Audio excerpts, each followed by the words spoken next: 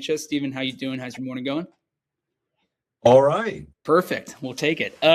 So for those of you who don't know, this is Steven. Steven's a member with us here at Compass Strength, and somebody that I've had the pleasure and honor of calling a friend for quite a while now, which is pretty cool. And I think, like we've done in the last two, we just wanted to talk to you, Steven, a little bit about your journey in lifting. I know that you are a regular attendee of our community chats, and it's always a pleasure just hearing your insights and your questions and curiosity. And so I thought, what better way to spotlight that for those of people who don't come on those than to have a little chance to talk to you solo today. So first question, really hard one. You got to do some math here. How long have you been at Compass Strength? Thank you for wearing the sweatshirt, by the way. Compass Strength, I think I've been here close to 6 months. Yeah, we were off camera. We were talking, and I was checking before we got on. It's 6 months tomorrow. So look at that, kismet. Yeah. How long have you been lifting for with Compass Strength outside? Outside of Compass Strength, about 3 years before I started with you. Got it. So just about 3.5 years, which is awesome. And for those of people who don't know, who haven't had the pleasure to talk to you as much or get to know you, lifting before those 3.5 years, what was that like? Were you were in the gym every day, right? Taking creatine and doing all that fun stuff? You mean the 3 years before Compass? Before the 3 years. Or before the 3 years? No, I was doing nothing. I was doing absolutely nothing. Absolutely, I had some back injuries. And I had been doing a body weight routine some years before that, and after I threw my back out, it was just it was all out the window, Yeah, I'll never forget. This is a fun story for me, and I don't know if Matt, you know this one, but and I don't even know if you know this one, Steven. But when I first got into coaching, you were one of the first members, people that I really connected with, and I'll never forget. I remember coming into that session. I think I was covering an evening because you used to be a PM worker out. Right. Yeah. And I remember we were working out, and I think you were still in the process of finding like, how interested in this am I really? And I'll never forget, we did a workout, and I always have this thing where it's like, you want to push people, but not too far, but you get a sense for that. And I was like, this guy wants to be pushed. This guy's a hard worker. I can sense behind the flippant avant-garde, kind of mentality shell. And I remember at the end of that session, you were like sweating. And I just was like, he's either going to come back and be like, I love this, or be like, I'm done. And you were back nonstop and really have not missed a day since. So I'll never forget that. Really. Thank you for that. That was a very wonderful exposure to the beauty of what this can be, what this is, and the joy of being a coach. So I think to that point, you made a good point about the back pain, some body weight stuff. What was the decision, if it was one, sometimes it's not, to kind of look more into like weight-based training as opposed to just body weight, or kind of doing the run and gun and doing it by myself type of mentality? Yeah, I was at a point where I wasn't experiencing any pain, and I said, okay, this is the time to do something. And I was getting pretty close to retirement. Yeah.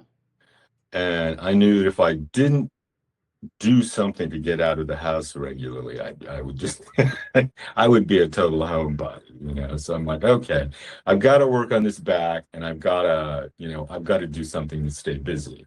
And I also noticed that my triceps were getting kind of flabby, so that was I'm like, I don't like that. Yeah. So that was kind of it. That's why I decided to get into weight training, and I knew that, or at least I'd seen in videos that weight training can really help with problems like lower back pain, etc., etc. Yeah. But when I gone through therapy, when I was experiencing pain, I'd gone through therapy through my regular healthcare provider, whoever it was at the time, and generally, it's just they don't encourage it at all, or at least in my experiences. They didn't encourage it. In fact, they discouraged it. It's like, well, with the problem you have in your shoulder, which is, I've got some metal in there, you can't do anything, right? So, proved them wrong. Yeah. I think every day you proved them wrong since. And I think that that's just one thing about your journey, I guess, to call it a, for lack of a better word, that has been so cool is that at no point have you run away from the pain. You've arguably leaned more into the sensitive, area more so than anything in the way that, we see you having fallen in love with kettlebell swings. I think you love kettlebell swings and Yeah, in a way. yeah, Yeah, I love doing I love the results. I love after. I love, yeah, how it feels when it's done. right. Yeah. And deadlifting and all these things that I think for most people, which I don't think is a wrong assumption, I think it's a conditioned response would be to that very same kind of quandary of don't touch it, avoid it, treat it very preciously, treat it like glass is what Yeah, I always yeah, think is kind of propagated by the powers that be. And it's just been so neat to see you not only buck off that kind of quandary, I guess, for lack of a better word, but also just embrace it in a really big way. And I think, the big thing that has been such a joy as a coach is just the consistency with which you've showed up. And the effort of work after that first session together that we had of just like, it's always been that. And it never feels like there's a day that you're not really engaged in the technique and the curiosity of like getting better in the lifts, which I think, Matt and I talk about a lot. Like it's rarer than you think to really find an intersection as a coach and a client or a member where both of those interests align of us wanting to really educate and somebody saying, I really want to learn and I really want to get better, functionally and intellectually as well. So thank you for that. That's just been a joy. And it's, like I said, it's been an honor to be your coach for these 3 years and 6 months, and a day. Matt, any questions from you? After that, just a flurry of praise Yeah. and loading. Well, I have only had the pleasure and honor and joy of being your coach. He's going to get it back. Here it comes. Yeah. And the thing that I've noticed in particular, Stephen, we've talked about this a little bit, is that, in the community chats and whatnot, you've always sort of said, it's like, yeah, I don't really have some performance goal. It's just sort of wanting to keep showing up and learning, and it feels good, and I continue to feel better, and I like the process. And so I guess I'd be curious to hear your thoughts around two sort of concepts, which is number one, the idea of a process-oriented goal. And I think, that's something from an artistic standpoint that I know we've talked about, but that you're not trying to, deadlift 500 pounds. If that happens, cool, but you're in the process and just continuing to try to get better. And so I'd be curious to hear your thoughts on that. And then additionally, which I think is connected to this, is something Sean and I have talked about a bit, is sort of like how weightlifting, especially in the way that you've been doing it, is almost can almost be like a hobby that you can get down into the nitty gritty of and really learn and really try to, again, become educated on and fall in love with the process. Because like a hobby you just do for the love of the thing rather than some outcome. So I'd just be curious to hear your thoughts about that, if any. Well, yeah, I mean, I wouldn't say that I never had any like goals in particular.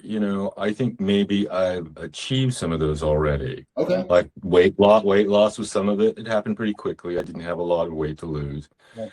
Better, more definition, just a better overall feeling of well-being. I think I've pretty much achieved that, That's it.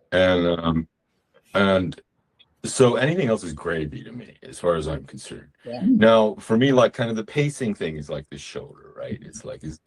And it hasn't been a problem so far, which is great. But I worry about that a little bit, so I take it a little slower, maybe. Yeah. I mean, I don't put in any less effort, I don't think, but I'm not worried about pushing myself too hard for this because I feel like I'm actually already in a good place, and if I can do a snatch test one day, yeah, fantastic. Maybe that's my goal, really. I mean, it's the one thing I kind of think about a lot. Like, will I be able to do the snatch test? I think I can. We love that. And I think that's, you kind of said something, Stephen, that honestly, I think one of the points of these spotlights is to really introduce different applications or mindsets, I guess is the word, for people who are not actively in lifting, or maybe are in lifting currently and are just maybe in a point of like, what's next, or where do I go forward? I think that there's a trajectory that I'm sure you had where you start and it's really exciting and you meet these goals. And then after you meet the goals, it's what comes after that. And I think that, in weight loss, we talk about a lot, like maintenance is harder than the loss or the gain, right? That's the tough part because it's not as actionable, I guess is the word to use.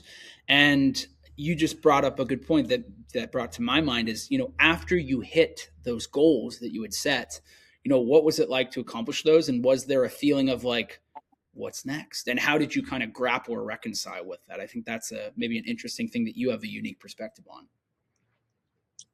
I think part of the reason I'm not too worried about goals is that you set out a program that's pushing me forward anyway. Yeah. Right. Yeah. And so I feel like just following that program is enough of a goal, right? Yeah, definitely. And another point is I never really experienced any kind of coaching before, right? I was never in sports of any kind. Yeah. And avoided the gym like the plague, right? Yeah. When I was in school. So being coached and being well coached, I think, has really made a huge difference. And I feel like I'm being guided well, so I don't worry so much about where I'm going, Yeah. Yeah. Well, that's awesome. Thank you for the kind words of encouragement. Yeah. Well, I think like that's something, I appreciate you saying that, because that's something, Sean and I have talked about a lot, is like, what is the purpose of a coach? Yeah. And it's like, what are we trying to do for everybody? And I think, I don't know, it just gets my brain spinning a little bit about like, all we're trying to do is lay a path that you can follow. And that is the goal, is just try to follow the path. Yeah.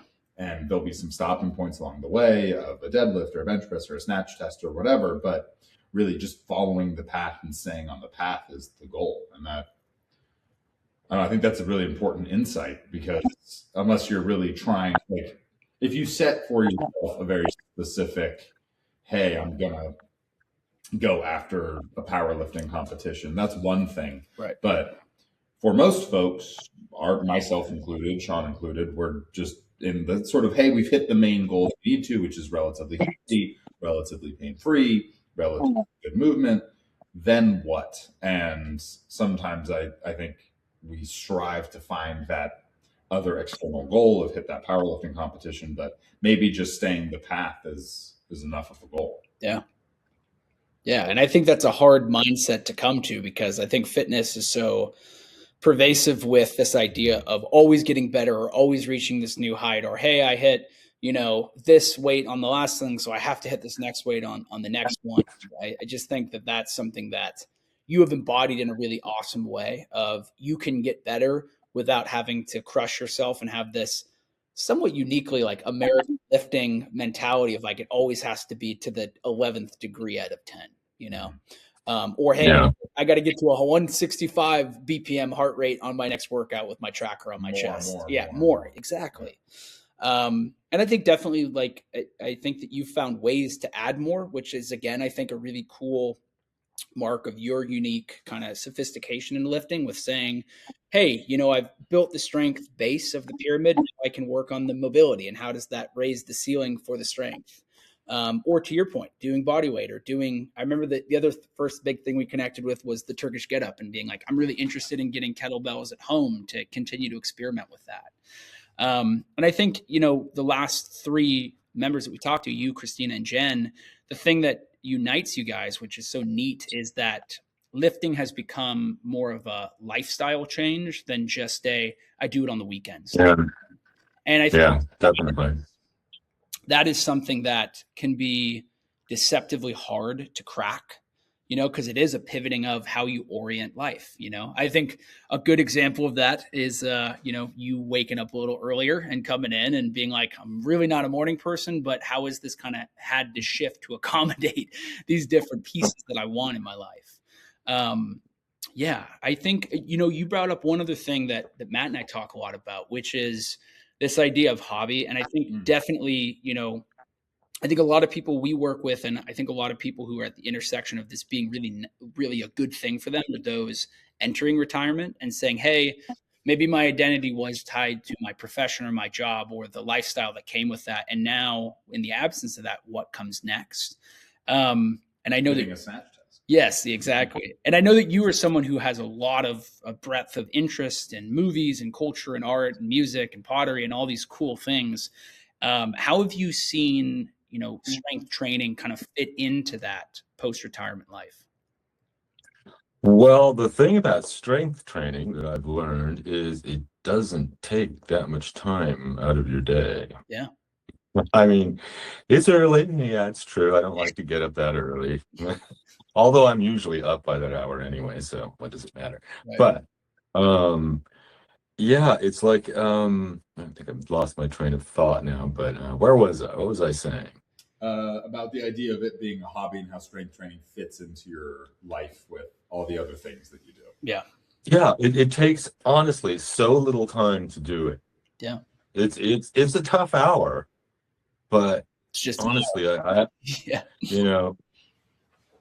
it's just I know it just feels like such a natural thing to me now. It doesn't take time away from anything I do. Mhm. You know, it's in fact I think it makes those things easier to do. You feel better, you have more energy. Yeah. Yeah. I'm pretty energized when I leave the gym, I have to say. Good. Yeah. Now by the end of the day, I'm pretty tired. Yeah. I think that's just another great point, because I think a lot of people who are maybe still working or in retirement life with, different pulls and levers on their life have this conception that training or anything physical is going to be a drain on their energy. And it's just really interesting to hear you say something that Matt and I have experienced, of like, the days that I don't lift or train, I feel worse and I have less energy to do the things that I like. And it seems so counterintuitive to be like, I'm spending this energy in this department, so it should by proxy lack in another. And you find the inverse of that is really true in a unique way. Well, perfect. Any other questions from you, Matt? If you would have any advice to give to either yourself when you were first walking into the gym when you met Sean, or to anybody new who's first considering walking into a gym, anything you would add?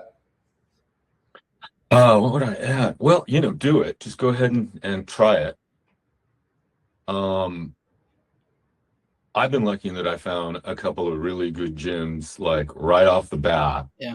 And I've never been, like I said, I've never really been coached before, and I've mostly been coached by you. Yeah. And it's been a great experience for me. So, if you can find a coach that you that you really like and feel supported by, Yeah. I think that means a lot. Yeah. And I've never done the big gyms or anything. I think I did. Back in the 70s, I bought a membership once and went exactly once. Yeah. And was so confused and abandoned that I just never went back. So anybody who's like going to one of those gyms, I don't know. I don't know how they can make any progress in a situation like that. So you really do have to find a good coach, I think. Yeah. Well, thank you. And I appreciate that. I think it's reciprocal, because as a coach, it's a relationship, I think that's really what it is. And that's what makes it so great. And on the flip side of that, that's why it cannot be a good fit, is because you are, like, I used to make a joke, I see you all more than I see my mom or my fiance. And now I get to see Matt just as much, which is nice. Your fiance, my other fiance. Yeah. But I think that, the nice thing about really finding a good relationship is that when you come in to train, there is training, but there's also talk about, the latest Swedish noir that we've watched on the Criterion channel. And, this new, awesome prog, off tempo band that throws up triangles in the crowd. And I just think that is just all encompassing. And even to see the community that you found with, your other members in the studio, at the previous place we're at, and then at the new space where there are new faces, new people, new environments. And that, I think, is not something lost in the momentum and consistency of wanting to show up. Because at the end of the day, I think you would agree. And that's why Matt and I always talk, like, Steven is such a canary in the coal mine for us, because that guy is awesome in the way that he will never do something that he does not want to do, And I think that's the fact that you want to show up and talk and be with people here is awesome. And come support things outside of the studio and other endeavors that, we're partaking on. So just thank you for the support. And, I think we talked a lot about, as we started Compass, it was really for us, the main goal was, perfecting the coaching, the educational process first, but second, finding a group of people that can inform that process. And, to your point of saying, find a good coach, I think that doesn't happen without being a really good member and wanting to learn and wanting to get better and having the right mindset and mentality as it relates to training. So thank you for that. These spotlights have just become an excuse to heap praise on people, which is awesome. Well, great. Sean just goes nuts. I do. I get to put my Catholic guilt on everybody. Yeah. The Jew stays quiet. Yeah, exactly. Yeah. No hell for you guys. Well, before this goes off the rails, any other things you want to close with, add? Anything else from your 6-month journey that you've been chewing on? Besides the snatch? Not really. Yeah, the snatch test occupies a lot of my dark thoughts. You have dreams about it. Yeah. Can I do this? I sent a text to Roya yesterday. That's how it starts. Yeah. Yes, Yeah. Good. Very good. Yeah, I was texting with Roya, and I was like, 10 minutes. What did we do? 5 minutes of that yesterday? Yeah. Yeah. It was like, I don't know about the snatch test. But I think, to your point, the snatch test is so awesome because it is, in my mind, the epitome of, you have to be focused in your training. You can't not be, but at the same time, you have to divorce the timeline from your measure of success. And I think that to encapsulate your goals, snatch test is a really good one because it's the culmination of, if I do this on the other side, how much better will I be in terms of how I feel, my capacity, et cetera. But also, the technical skill required, and then just saying, hey, this might take 6 months, and that's okay. Because at the end of the day, who cares? Nobody's got a stopwatch on the journey, and that's not something that we need to ever put on it. So, and the thing is, though, the idea of the snatch test out in the future makes me think about my form more. There you go. Right. I'm like, well, if I have to do a snatch test, I have to get much better at this. So yeah.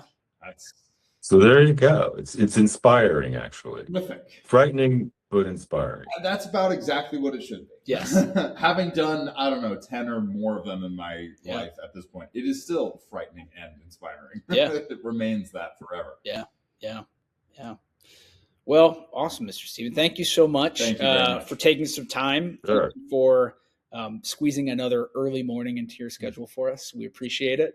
And we will see you tomorrow for some bench pressing, huh? All right. Well, thank you, man. Have a good day, guys. Have a good one. See you tomorrow. Take care.